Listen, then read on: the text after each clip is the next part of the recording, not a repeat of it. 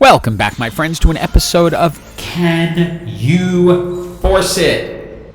This is the InfiniTeam Sureshot edition, and I actually had to do the full thing twice because they had nerfed InfiniTeam along the way, so I recorded 5 new games on top of the bunch of games I had played before. Graphic, like, comment, subscribe, and also remember I'm doing lives on Saturday and Sunday at noon Pacific time. So if you want to see this stuff done live, be sure to check it out Saturday and Sunday. Your goal early, obviously, get an InfiniTeam off the carousel if you can. Pantheon is a great one. Your goal, get all 3 InfiniTeams out there. You can use Ashe or Sivir as your item holder for all things Samira, which are Last Whisper, Infinity Edge, and Hand of Justice. Hand of Justice is negotiable depending on what augments you get. If you get really good healing augments, you don't necessarily need it. And as you can see, I was getting a little bored with this build by the time I did this. So now let's get into the rest of it. Augments I'm hoping for are things like InfiniTeam Crests or Healing, Celestial Blessing, Thrill of the Hunt, stuff like that. I thought of getting the Tome of Traits.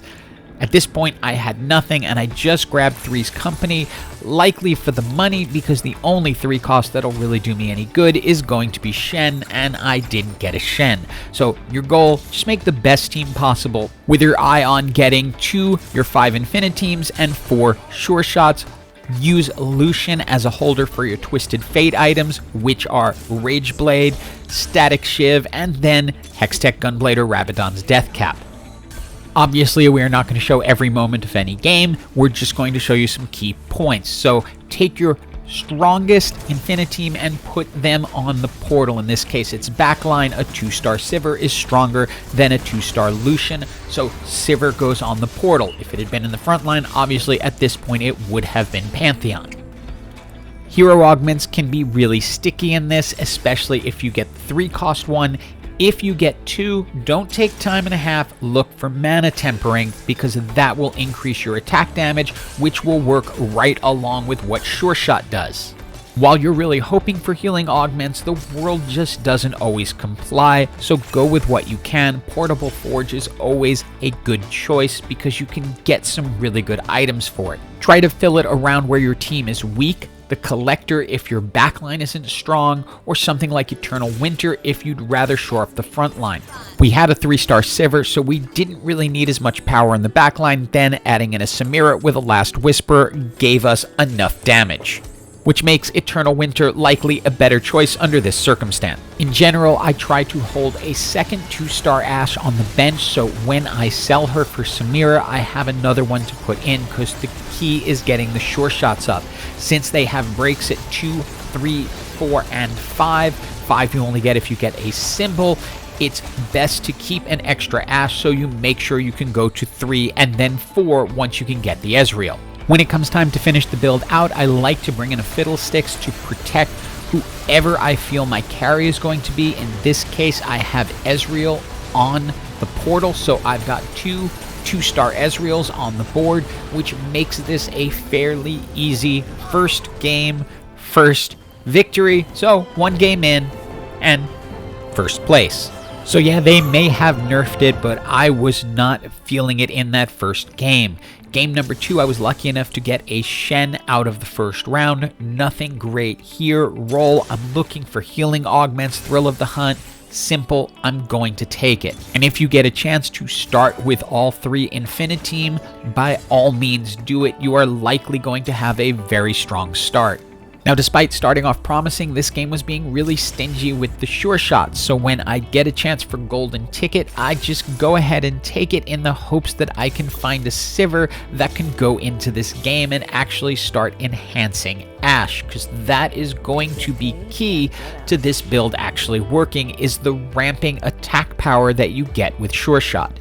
Again, we are creating our Samira items on Ashe and then keeping an Ashe, preferably a 2-star one if you can find it, on the bench so that you can ultimately switch everything over to Samira and then still be able to have all your Sureshots. And as you can see, this game was going really ugly at this point. I could not get a front line together that could hold things back. I was just not picking up what I needed. But ultimately, there are certain augments that can save you, and Style and Flare is one of them. This will give Samira back some mana every time she gets a kill, which means she is going to be ulting over and over again throughout the match. As far as frontline goes, if I can get a Garen instead of a Rammus, I choose that simply because it will tick Defender for Shen. This one was a real struggle as I never really got the full items I was looking for, and as you can see, I got up to 6 InfiniTeam, but not up to the 7th at this point. But notice Style and Flare on Samira will allow her to just keep ulting over and over again, and that allows us to get past this team and then into the top 4. At least we got that far. However, I kind of broke one of my own rules in this game, and that was that I didn't keep a spare Lucian anywhere. Often I'll just pick up a 1-star Lucian so that if I happen to get an InfiniTeam crest, I can take it to 7. I didn't in this case, and while I did end up with a 2-star Urgot, not having that additional health when facing an Animaniacs team that has 7 Anima Squad, yeah, it just wasn't going to work out, and I'm going to end up going out 4th place right here. Next game, once again, I start with a Shen out of the NPC round, which seems to be a nice theme going, because that's going to give me a good jump forward. Now, there's no guarantee anything's going to fit, but I'm not a fan of chronic hallucinations, so I roll again. Core focus is really for the laser core. I roll through everything. There's nothing else that fits InfiniTeam, but I might be able to make use of Poppy, and here's the reason why. I usually bring Garen in at the end to be the additional defender alongside Shen. Well, Poppy is going to have to be the new Garen, and hopefully that will work. Yeah, this is what happens when you're forcing things. The nice little surprise from Poppy is that the 325 health shield also goes on to the clone. So even though the clone is getting only a small percentage of the health from the original champion, they get the full shield from Poppy. So that's at least some consolation for the fact that I'm giving up a 4 cost for a 1 cost.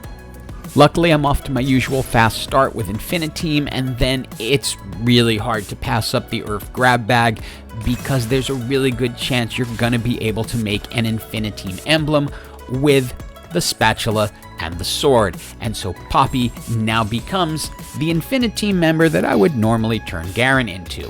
I'm also now able to put the second Samira item onto Ashe, and notice I have a spare Ashe on the bench for when we get Samira. As we head into the last augment, I'm actually surprised at how well this team is holding up, especially since I've substituted a 4 cost with a 1 cost. Scoped weapons could work, but not as strong as I'd like. Decide to go with Portable Forge, hope I get something perfect. Gold Collector is a pretty good one because it'll work well on Twisted Fate, which will go along with Samira. You'll essentially end up with 2 Executioners. We're able to complete the Samira items on Ashe and then start picking up our Twisted Fate items. Normally I would be putting those on Lucian, but since I don't have spare Lucians, I'm not going to put them on and then end up losing it when it's time to bring in Twisted Fate because I want to get to the 7 InfiniTeam. It ultimately came down to a 1v1. I had ended up picking up Ezreal, Ultimate Ezreal, before Twisted Fate, so I gave Ezreal the Collector. I did manage to get a 2-star Twisted Fate who ended up on the back portal, but I was against a laser team, full laser team with golden ticket and lots of gold 3-star champs, and as you can see, they were strong enough to just march through my backline and ultimately put me out in 2nd place, but still GG to everyone. Game 4 started off very different. No NPC InfiniTeam members, none in the shop, but InfiniTeam Heart, which comes with a Sivir, and then I get the Pantheon, so boom, we are in business. The InfiniTeam is formed. Now just put together the best team possible and go forward. As per usual, fast start, 18 health by the second set of augments. We're putting our Samira items onto Ashe, got an additional on the bench. Now, when I see Axiom Arc as the second augment and the first one wasn't hero, I'm going to go ahead and take it. And the reason is the last augment will likely be our hero augment, which means it's likely going to be a 4 cost, which means I have a chance of getting Style and Flare. If you can get Style and Flare, which is the Samira augment at that point, yeah, you're gonna win, because with Axiom Arc and Style and Flare, she's just going to keep ulting over and over again. And as you can see, headed into our final augment, we did find a Samira and transferred the Ashe items over. We have not lost another match since that very early one in the first couple of rounds, and we're waiting on the final hero augment. Will we have a shot at Style and Flare? It's not a guarantee, but there it is, and that's also going to make our 2-star Sivir, because we had one waiting on the bench. Now, normally I go Infinity Edge, but with Deathblade on top of Style and Flare and Axiom Arc, I was pretty comfortable with how strong Sivir was going to be. This one came down to a 1v1 with last game possible, because I was at 6, they were at 2. It was GG either way. We had battled back and forth for a little while because they had a very strong team, and they said what I think a lot of people were thinking is that, you know, they're glad that InfiniTeam was nerfed, but with that combination on Samira, it's just not enough, and that was that. Game 4 ends up with first place. It is time for the final game, and so far this is going pretty much exactly the way it went when I tested before the, quote, nerf. First set of augments in the last game, nothing great there. The best I can do is Jeweled Lotus.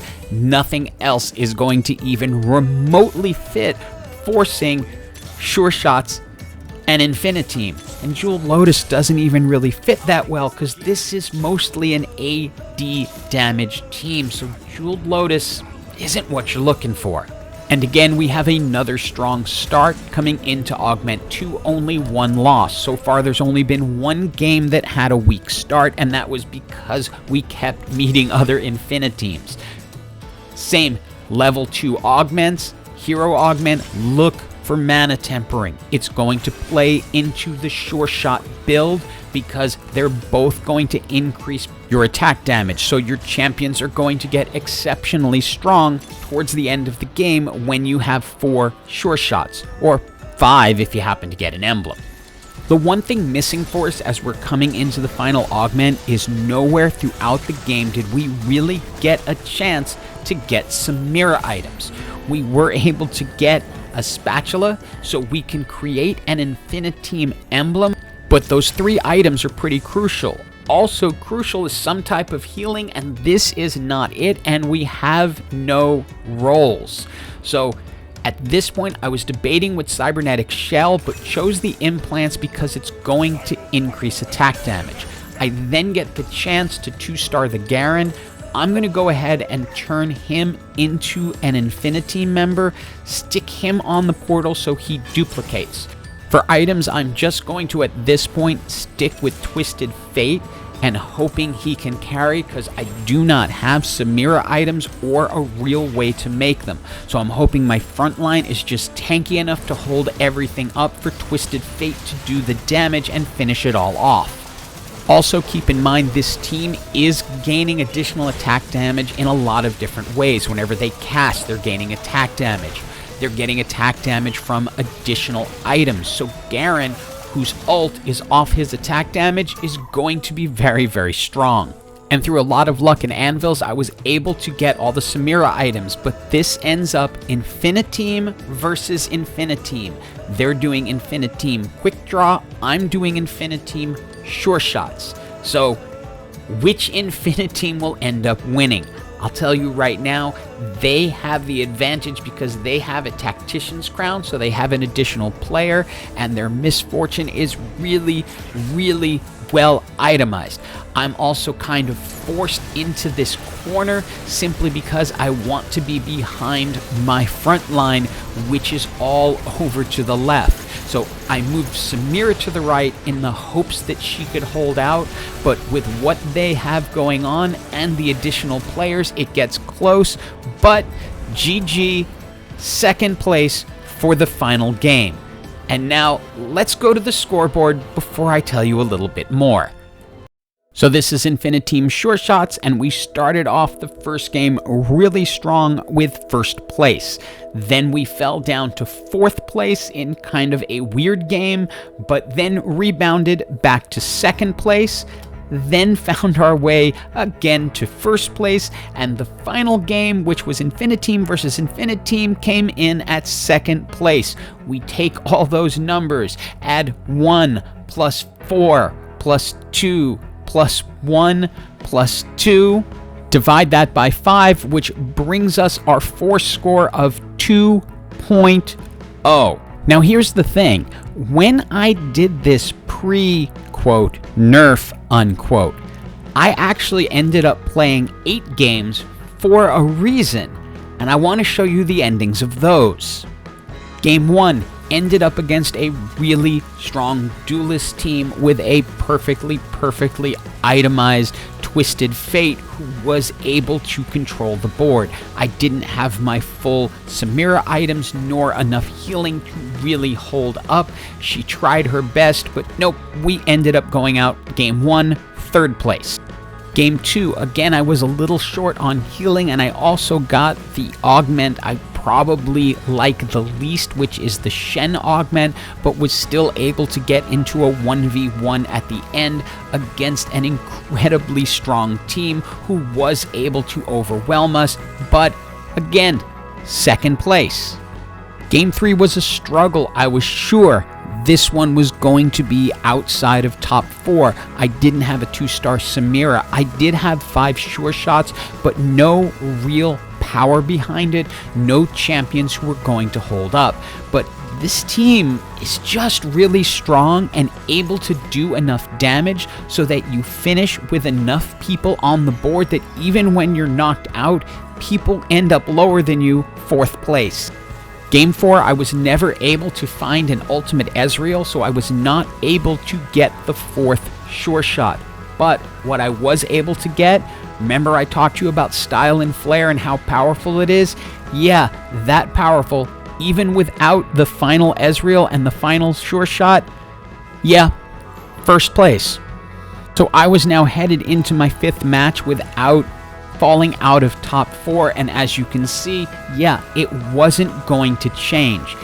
Now, what was interesting is up until this point, I had been stuck sort of between 3,800 and 4,000 because I was trying all types of different builds. So I decided, you know what, I'm not stopping with 5. I'm going to keep riding this and see how long I'll keep winning. This one's second place.